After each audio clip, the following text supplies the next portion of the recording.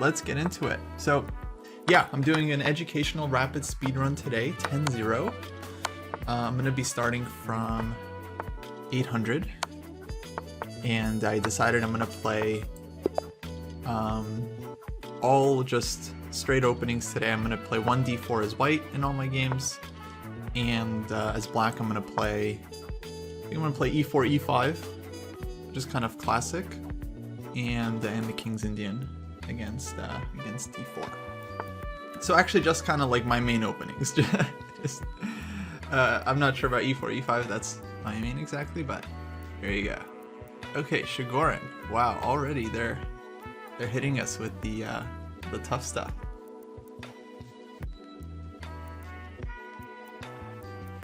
So I think a really simple line against the Chigorin is just to take on d5.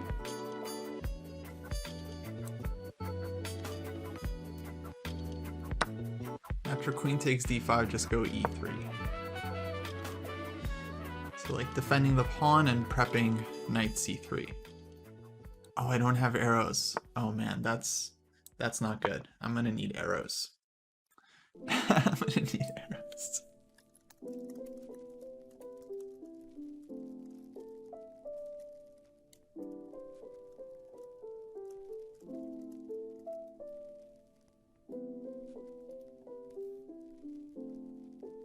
That guy does not know Chigorin. I don't know, I think Taras knew Chigorin quite well. Those guys, they go way back. They were two of the heaviest contenders for the World Championship in the late 19th century. Okay, that's a blunder because we're gonna have d5 here, winning a piece. Oh, arrows are in live settings. Hold on.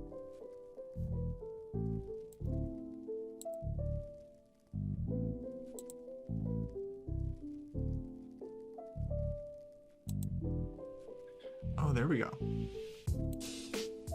Oh, so that was on me.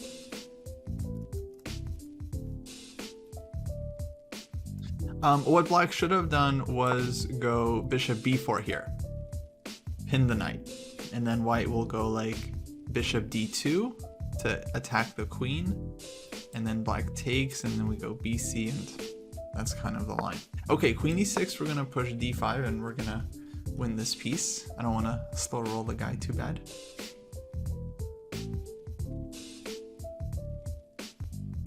And then from here, it's gonna be a matter of technique. Yeah, a3 is also possible, Noto is saying, after bishop b4. Yeah, that's right. In fact, maybe that might even be better, because the bishop might be more flexible. Okay, queen f5. I mean, we could throw in like e4 and get another tempo. I don't feel like it's really necessary, so I think I'm just gonna take the knight.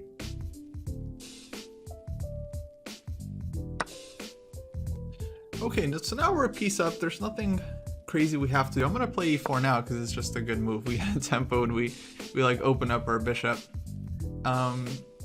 It's gonna be important just to keep developing here, and I'm thinking, like, honestly, that's probably one of the biggest things I see at this level is just players don't really like respect the power of development, and they'll make a lot of moves with their queen, or a lot of like pawn moves, or a lot of moves with the same piece, and then the other side like actually often doesn't really like do a huge job trying to punish it. Whereas it's kind of important part of chess to like play for the initiative, like right from the get-go, if your opponent isn't keeping up with you. Hey, Inks Game, good to see you. Hey, Paul, New Jersey. So speedrun is basically when you start from scratch, like 800 or 1200, and then you just try to get to. Actually, I didn't even decide what we're doing, or how far we're getting. I'm just gonna keep it simple. I was thinking maybe try to go up to like 2200 or 2400 if we get there really fast, but I don't think it's gonna be quick. I'm getting 22 points for this game, so I think it's gonna take a while before we get anywhere.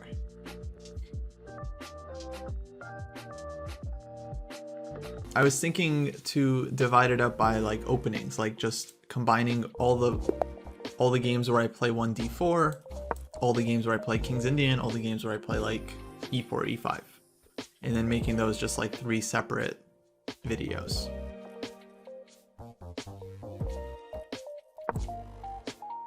Because I'm thinking some people, they might just want to see like how to play the King's Indian, right? And get from like 800 to 1200, or 12 to 15, you know, whatever it may be.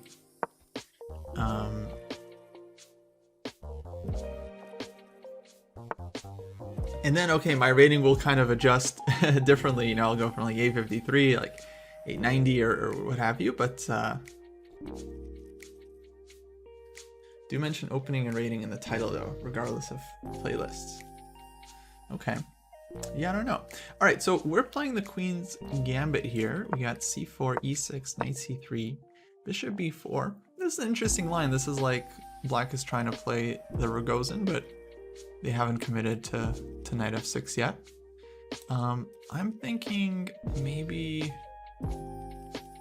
there's a few ways to play this. We can like take on d5, we can go knight f3. I think I'm just gonna go knight f3, just keep it real simple.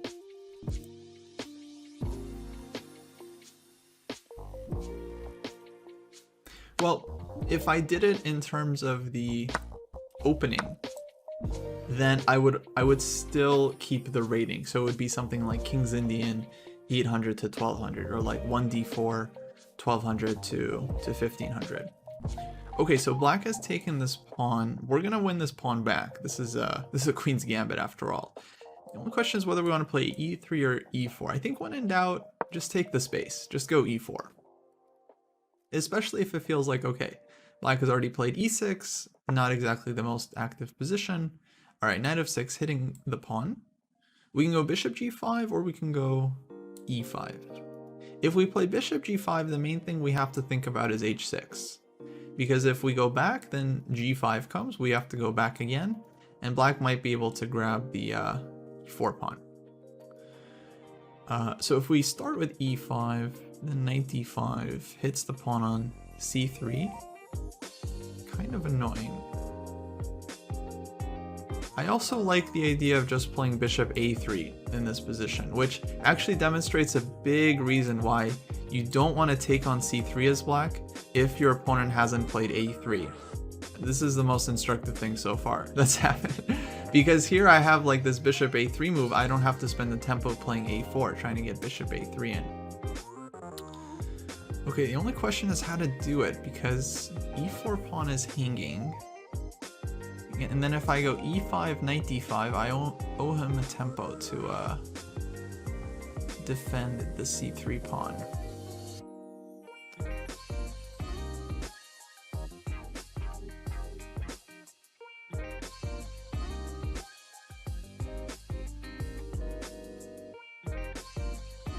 Okay, I think I just want to play this as a pawn sack. So let's go e5. Chess is like playing main tank. That is why I like main tank. I feel like it's the most... Okay, knight e4. I think this is a mistake. I think he should have played knight d5, because on knight e4 I have queen c2 where I can like defend the pawn and get the tempo against the knight. I mean, I'm guessing he wants to go like queen d5 here, but that's fine. That gives us the perfect tempo that we need to play bishop a3 and keep his king in the center. And once the king is stuck in the center, then we're just gonna have, as they say, compensation for days. Okay, f5. So we have a choice here. We can take ep if we want. Knight takes f6. And that would kind of weaken the king side. Bishop a3. And then if king f7, we're gonna have knight e5 check, which is kind of nice.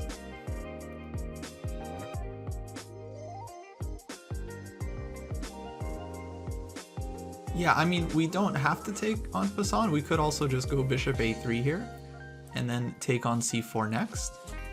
Or maybe he'll go b5 and whatever, we'll come up with something. But I feel like it makes sense to actually open the e-file, because one day we're going to castle and our rook is going to show up on e1 and it's gonna be very grateful that we did this. At least that's my current thinking. Okay, queen f6, kind of an unfortunate blunder. I'm just gonna grab this guy, and yeah, now we're coasting. I'm really sad. I wish we could have kind of played this position out with the compensation, but oh well. What can you do? Okay, well, okay, black castles. That's good. At least staying in the game. Let's take this one. And we're just gonna play this one super simple. Now we're not gonna try to attack or do anything fancy. Just gonna castle, again, develop pieces, and I don't know, maybe we'll play knight g5 and go for a checkmate, bishop d3. We do have a ton of pieces on the king side, so it does make sense to actually go for the attack. Yeah, what a shame to be able to win a piece instead of stopping black from castling. I agree, Paul. Paul from New Jersey, 100%. Okay, we don't want to trade queens here. That's an annoying move. I mean, we could. We're up the piece, but I think we want to keep the initiative. So we're just going to back up. We'll get the tempo, and then we'll keep attacking from here.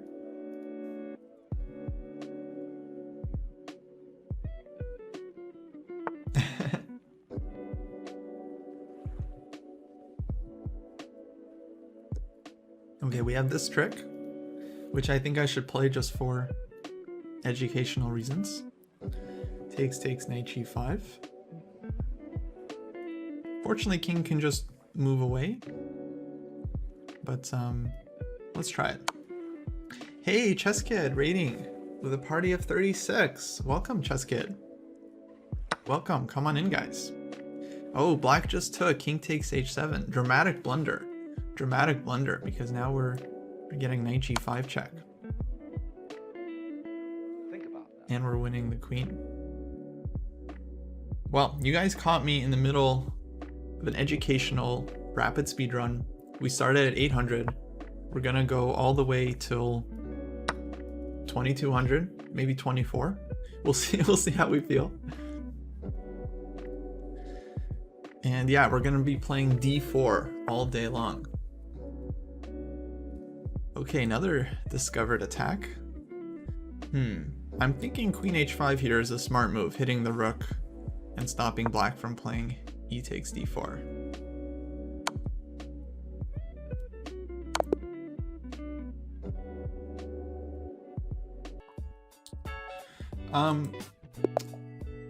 No, Cascade, I don't know. I mean, you can definitely play the Catalan if you enjoy it. It's not like you have to know the theory or anything. Yeah, I don't know. It might not be my first choice when I'm like teaching someone a new opening, but it's certainly like a good. It's certainly a good opening, and I think if you enjoy it, I think you should definitely continue playing. Okay, bishop e6. So yeah, kind of an orthodox move, defending the pawn with the bishop. Usually, you know, they defend it with a pawn, so that when we take on d5, they can recapture. So I think what we want to do here is probably knight c3. Takes will push d5, and then bishop will move somewhere, and we'll grab more space.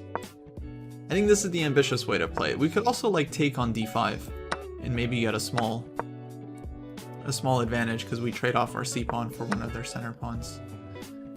Let's see, e4 here also an option.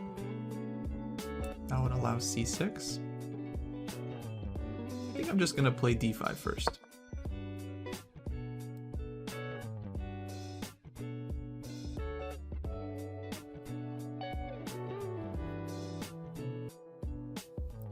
Well, Catalan setup has always been okay. I'm not going to play e4 anymore. Catalan has always actually been considered more about c4. It was like putting the bishop on g2, playing c4, and then d4 was kind of optional. But I understand what Eyelash is saying. Like knight f3, g3, bishop g2, d4, castles without c4. Yeah, that setup is totally like. I would agree with you. I think that's a very, very solid setup. Okay, bishop g4. I mean, there's a lot of ways to kind of like target this bishop. We have h3, we have queen d4.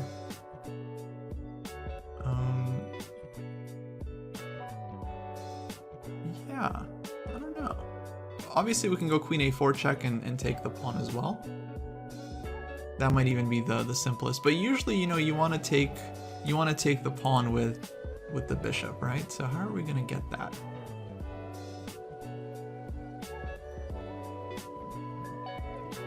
Queen d4, the only thing is like, okay, later I'm gonna get hit with like some c5 or something, you know, it's gonna be kind of annoying. We're gonna go h3.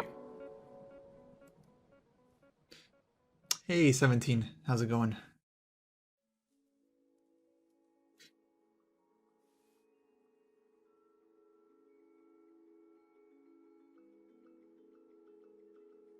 White is not supposed to be in Kiddo stuff. He's supposed to give mate. Host, but I'm gonna play Catalan just for you, and then we'll see. I mean, bishop goes to g2. It's a beautiful opening actually. All right, bishop went back, so we'll play e4 now. I'm gonna grab the space, grab the center, take this pawn. Although maybe he'll go b5. In fact, I hope he does. And then we'll just talk about how to play positions when we're a pawn down. All right, he went e5. That's unfortunate. Let's take this one.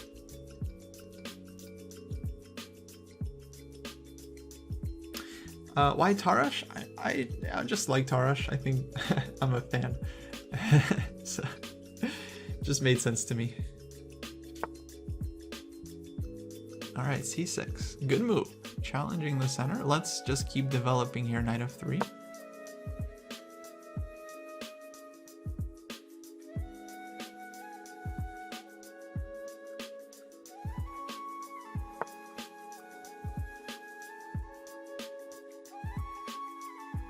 Knight f6. Now we could take on e5. This is certainly possible.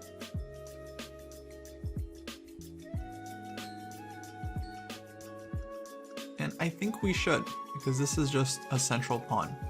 A lot of players, I think they're like afraid to do this in blitz, like grabbing a pawn, like, oh, there might be some queen e7 or some queen c7, but then you look at it, it's like, okay, I can just take here. You just take here, next move, castle, I'm totally fine. And in the meantime, we grabbed the free pawn. Okay, bishop b4 wanting to take here due to the pin. We could castle, but then black might take when knight takes c4 anyway. Oh, but then we might be able to get our famous bishop a3, huh? That would be really instructive for the stream, so that would be good. And then if c5, we have rook e1. Ooh, that's really instructive. Okay, I think we're just gonna castle here.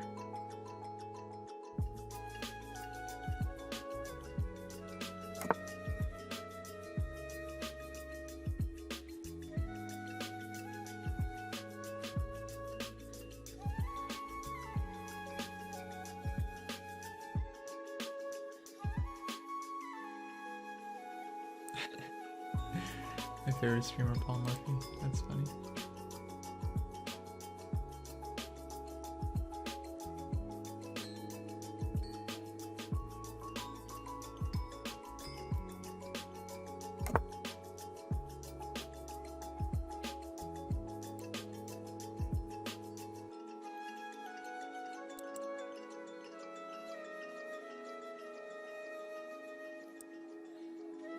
Okay, black just castles, doesn't take the pawn. That's fine. So now I think we want to just maybe take on d7 and go e4. Actually, you know, this move I think is kind of more annoying for black, just pinning the knight.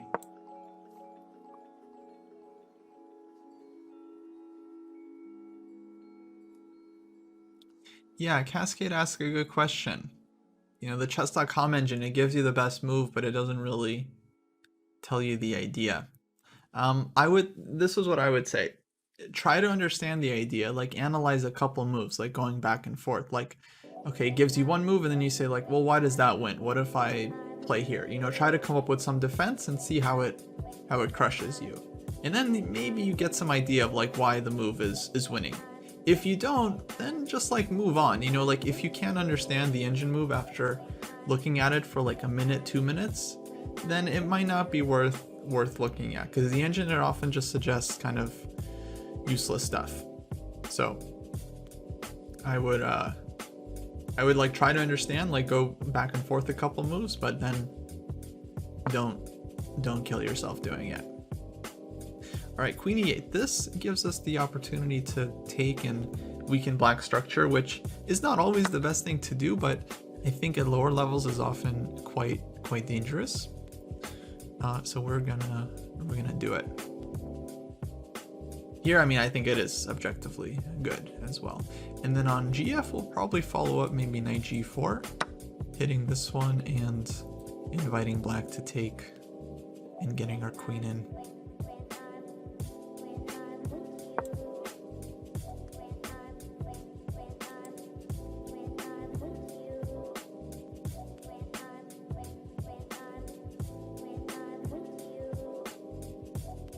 I feel like just using the engine to check if your idea was good or not rather than to find ideas seems useful. Yeah, like that makes sense to me. Like you have some tactic that you think is winning a pawn and then you play it and see what the engine says. Like, is it actually working or not?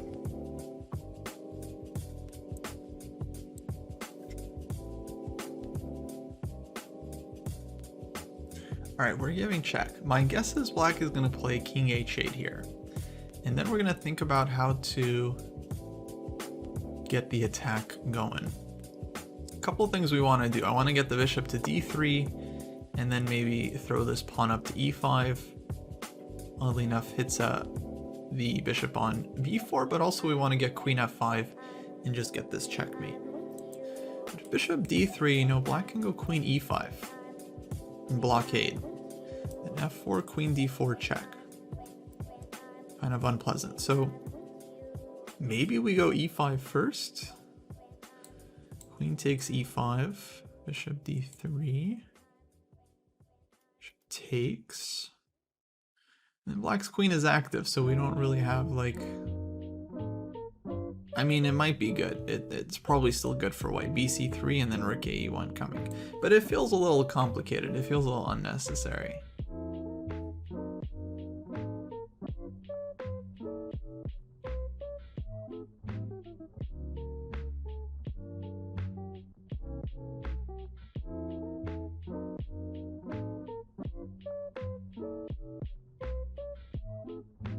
Maybe what we'll do is we'll play bishop d3, and then if black finds queen e5, which is, I mean, probably unlikely. I think rook g8 might have a good chance of being played as well. Yes, we'll just go bishop d3, and then if they do go queen e5, maybe we'll just play knight e2 in that position and prepare f4.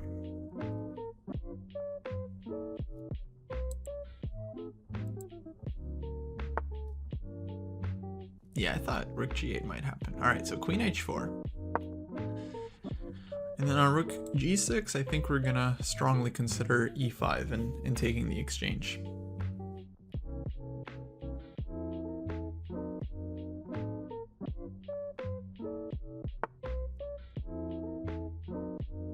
Knight d7. Okay, so yeah, this allows us with nice double attack. Queen takes here and queen takes here.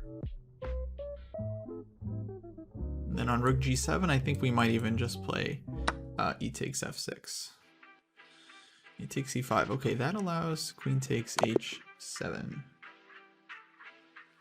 You keep going until you lose. No, we're not going to stop if we lose a game. What? Is that how people do it? They stop if they lose?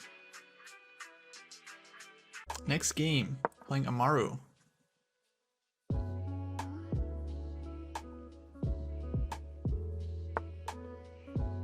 Okay, c6, offering a Caro Kann. No thank you. Better luck next time. Okay, going back into Slav, I guess.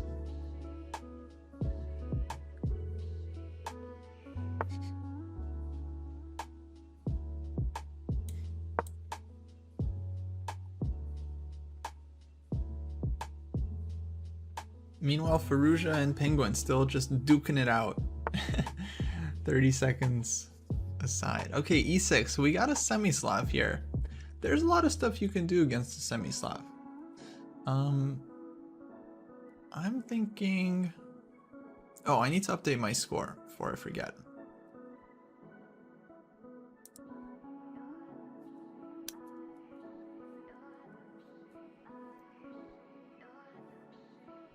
I'm thinking let's just keep it simple with e3. We're not going to go super sharp with bishop g5 here just yet. Or maybe we should have actually. Now I regret playing e3. No, I should have played bishop g5. Should have went for the sharp stuff. Okay, bishop b4. Let's just develop. Not going to do anything special here.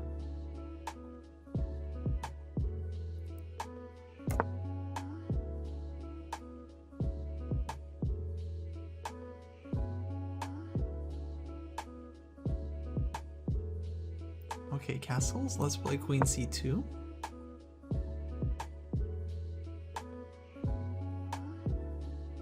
The correct mate.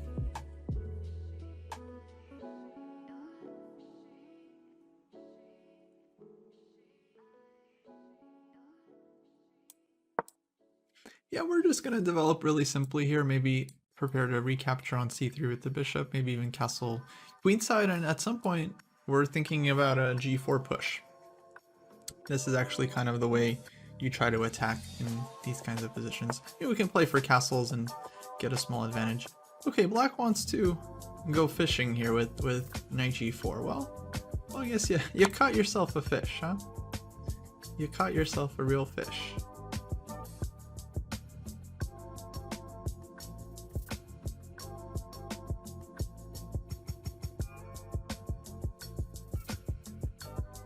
Alright, king will move, and then we'll probably just kick this guy out of our business. And then knight can come back to f6, we'll drop back to d3, and we'll just pretend like nothing ever happened. Except black will be losing the h-pawn, of course.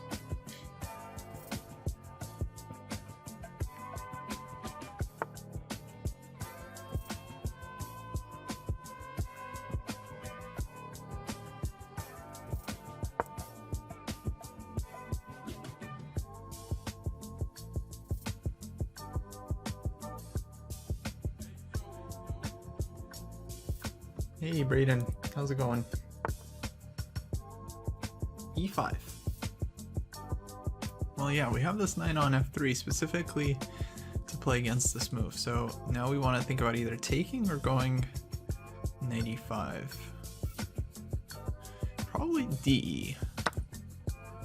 I want to get this tempo against the knight. Doing good, doing good.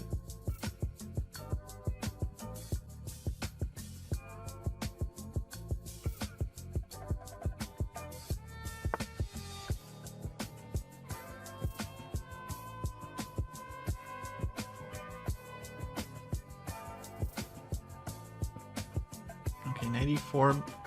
Now we can take this one. Seems like a typical blunder, actually. Typical puzzle rush trick, because this one is hanging with check, I'm afraid.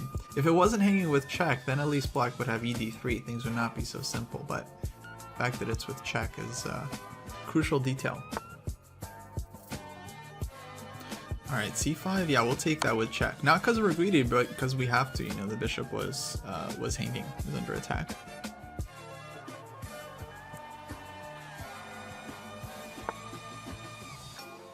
Alright, king g8. Take this one.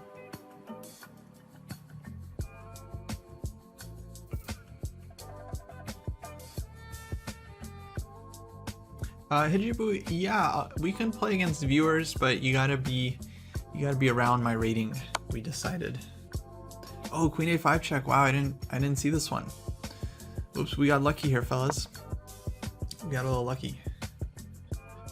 We have b4 and we saved the piece. Okay, now we're thinking about how to get mate. One idea is to give this check, bring the knight to g5, and we have knight takes f7 ideas and bishop g8 ideas. I think we should start with knight g5 here, just to be a little bit less obvious with our threat compared to starting with the check first. Both, Hijibu, both. Well, no, it's because I want to simulate a kind of realistic rating climb, and if I play, you know, too many high rated players, then you know, the rating will go up too quickly. And conversely, if we play too many low rated players, then it'll take way too long. So we gotta play equal rated players. All right, that's a checkmate. GG Amaru.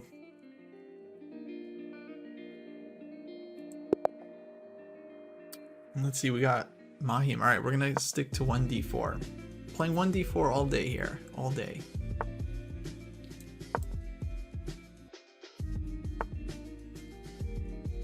Oh, we got another Chigorin. Okay, earlier we took, I think we're gonna stick with this line. I didn't think we'd be getting so many Chigorins.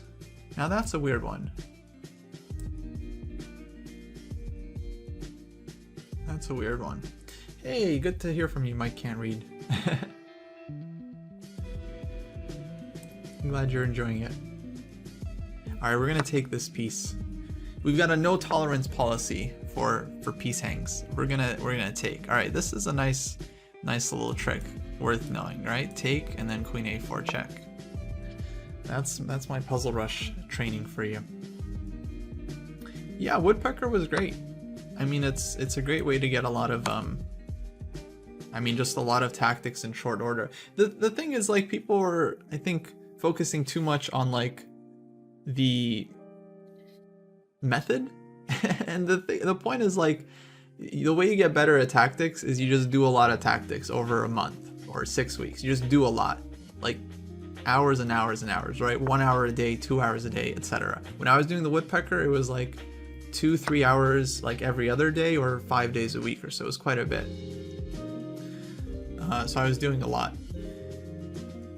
Now, that's not easy to accomplish unless you have some kind of like fun system. And we're definitely going to go bishop b5 check here and take advantage of those light squares.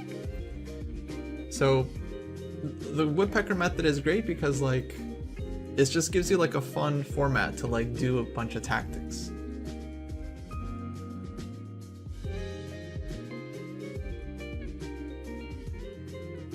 Yeah, it certainly was a lot. I mean, right, by the end of those sessions, Mike, I was certainly like pretty exhausted. I'm sure you'll be able to tell from the videos. Yeah, the stamina was good. I feel like the stamina was, well, it's one of those things that you work on, because I mean, a classical chess game is going to be like it's going to be a lot of time that you have to work on the chessboard. Yeah, Brayden, I mean, I think for your level it's like a perfect book. I mean, the exercises will range from like easy, medium to difficult, kind of. Well, for me, most of them were like pretty easy, but I think it's just a really good book. All right, we're gonna take the queen now, and then we're just gonna develop everything towards Black's king and try to get a winning attack here. Yeah, let's get the bishop out, and then the rook will come to c1, and yeah, we'll be good. What level is it right for? I would say it's good for like maybe like 1800 and up OTB.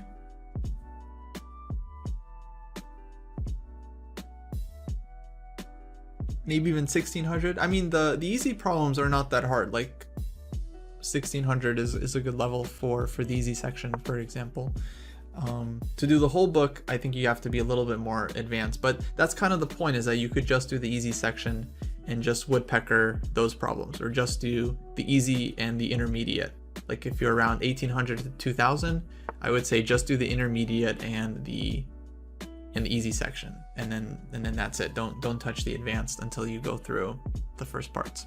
All right, we got a pretty typical checkmate here, queen a8, bishop b6, and that's going to be GG.